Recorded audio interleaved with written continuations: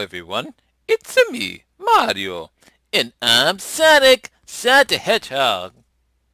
Remember that 3D game for the 4th generation console? Super Mario RPG for the SNES. And let's not forget about Sonic 3D Blast for the Sega Genesis. Let's all remind ourselves that in 1996, the third dimension has become a trend. Between Mario and I, as competitors throughout our franchises, we turned from 2D to 3D. Another day of another adventure. Why yes, our isometric view games are very preliminary to our 5th generation consoles and next future succeeding consoles to come, like the N64 or GameCube, or the Saturn or Dreamcast. Yes, we kinda create history around here, don't we, Sonic? Yes, and actually, your developments aren't really that bad. Sure, same to you. I gotta say, 1996 was a new 3D gaming era for these two competing franchises throughout gaming. I don't care if their development was just a work in progress. I don't care if they're just isometric view games, and I don't care if they only run in 16 bits of graphics. They're still reminiscing to my childhood. Back in the mid 90s when I was a kid, I never thought to ever see these two-dimensional side-scrolling platform adventure series to be ever developed as a 3D game that runs still on the 4th generation console. Even for 4th generation console 3D games that only run 16 bits of graphics, it has really given me an idea to foresee what the next succeeding generation console games will be like, but with better improvements, which make the console developers succeeding consoles add more bits of graphics, new style gaming controllers, accessories such as the dance pad, the guns, the gloves, or whatever accessories you can think of, and better engines for their consoles like power supplies or whatever they use to power up their gaming consoles. And as the generation goes on, the less we'll notice polygons, the less we'll notice vertexes, and the less we'll know any buzzy sounds of the quality game, and the less hiccups we'll see that goes on with the gaming engine. And when I first noticed Super Mario RPG and Sonic 3D Blast, my head nearly exploded as I was trying to comprehend on how such games can use so many graphics in just a 3D environment that only runs in 16 bits of graphics. Well, who cares anyway? But when I first got my first glimpse on Super Mario RPG, I said to myself that this game is a lot like Final Fantasy. Or was it Chrono Trigger? Well, who cares anyway? But what I find about this game, Super Mario RPG, is that it's very helpful for noobs to understand the basic fundamentals of playing RPG games like Final Fantasy, Chrono Trigger, Tales of Fantasia, Star Ocean, Grandia 2, Skies of Arcadia, and other RPG games you can name. Yes, this game was very helpful for people to understand the basics of playing RPG games. This experience really helped me to play very well and to understand how to strategize, how to conduct battle mode, and other things. Plus, it's not just an RPG game. This also has like some course adventures, like the minecart course, the river course, and other courses that may take place when you're on a chase or doing whatever, which makes this game more fun than just being an RPG game. Plus, what I find even more interesting is Bowser. Even for 11 years of the series of Super Mario, Bowser have always been against Mario as an antagonist, but now is no longer the antagonist, but now a supporting character as an ally of Mario, which I find very surprising. I wouldn't say ally, but I would say an enemy with a common enemy, like Booster and Smithy and his gang. So, according to the plot, Smithy has taken over Bowser's kingdom and is now destroyed a Star Road by creating wreck and havoc throughout the land, which Mario is trying to collect all 7 stars to fix the Star Road so peace will reign over the land, and Smithy will be overthrown out of Bowser's kingdom, which is how he is able to create wreck and havoc throughout the land. And Bowser doesn't like that, which is why Bowser is helping Mario, or should I say Mario is helping Bowser to get back his castle, or whatever. And that's the plot of the story. But no, what can I say? Opposites can attract. Which is the same and similar cliche as Dragon Ball Z between Goku, Vegeta, and Piccolo who were against Frieza. Or let me stop going off topic. And according to the game Sonic 3D Blast, it's about Dr. Robotnik using birds called flickies, turning them into robotic henchmen, learn that they have the ability to warp through warp rings from zone to zone, which is why he's using them, and to capture all the 7 Chaos Emeralds to use against Sonic. So it's up to Sonic to warp from zone to zone, freeing every Flicky from island to island, retrieving all the 7 Chaos Emeralds, and taking down Dr. Robotnik's fortress from creating world domination. But as a result, by collecting all the 7 Chaos Emeralds, you will totally expect something that you probably wouldn't expect. Or should I say, it won't come as you thought you would foreshadow, like all the typical Sonic games they may know from 2 to 3. And as compared to Sonic the Hedgehog, the first ones in Sonic the Hedgehog 3D Blast, you won't change to Super Sonic, unfortunately.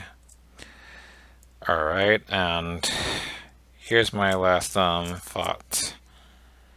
If you guys were back in December 2, 1996, when Toys R Us was still around, which game would you pick? Super Mario RPG or Sonic 3D Blast? I think you guys may know the answer. But looking at all these games back in the past, like, it really comes to the idea on how this whole story and era began due to working progress, starting from something small to something even better.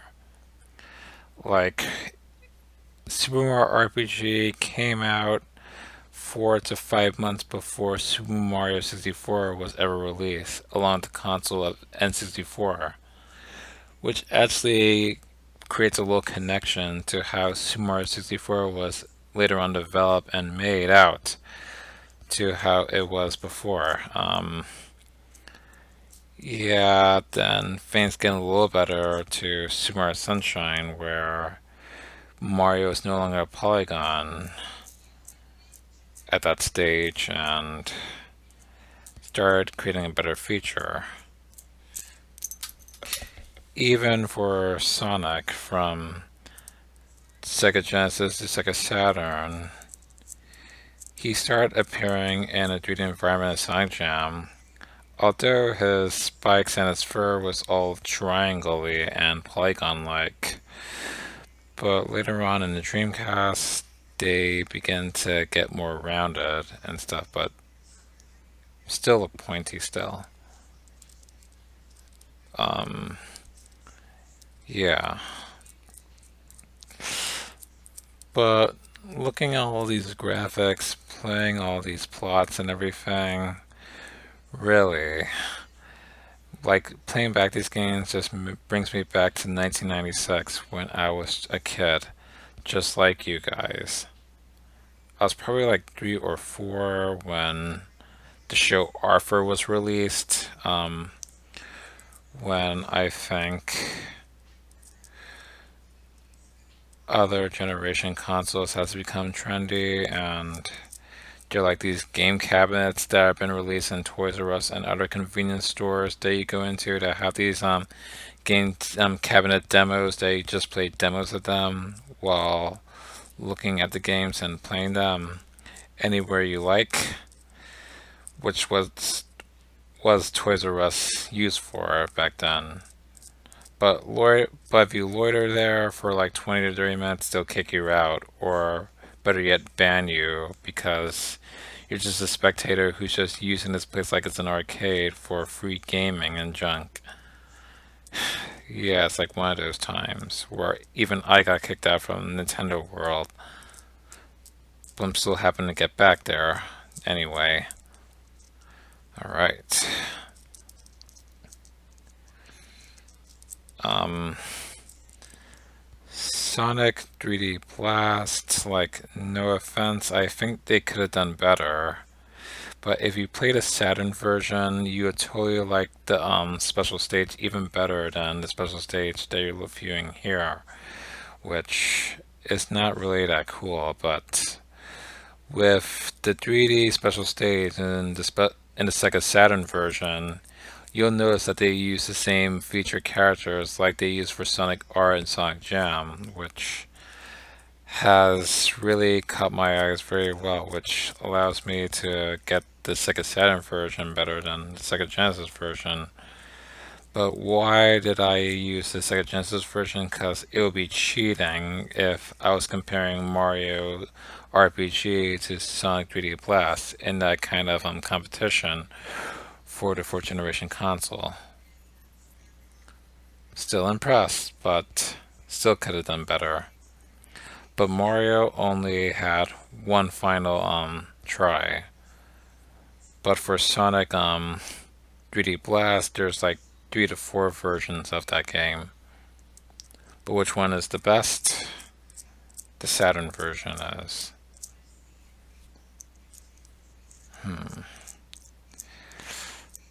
Yeah, Super Mario RPG was the first 3D environmental isometric view game that I ever played or witnessed ever in my life. At first, I didn't understand the whole basic fundamentals for equipping your character with weapons and accessories and armor to strengthen your character up from dying, making your life easy. But it has helped me with other RPG games, as I mentioned already, and I really recommend for kids that are like up to the age of like from the age of 4 to older to start playing to understand other difficult RPG games that they may not know very well. Yes, we're living in a world where our environment is gonna get more realistic than ever. Like around that time in the 90s, all we see is walking blockheads and polygons walking from place to place, shore to shore, position to position, grid to grid. Now, it's all realistic. We have virtual reality goggles, we have iPhones, we have. There's so many things to name. We even have cameras that you can use to control the characters by using your own body. This generation of 1996 really helped the game developers to transcend more with 3D environments, which I feel was the beginning of everything. 1996. This is the year that us gamers can't forget as we transcend from the time that we stick with two-dimensional games to three-dimensional games. How can this day not be forgotten?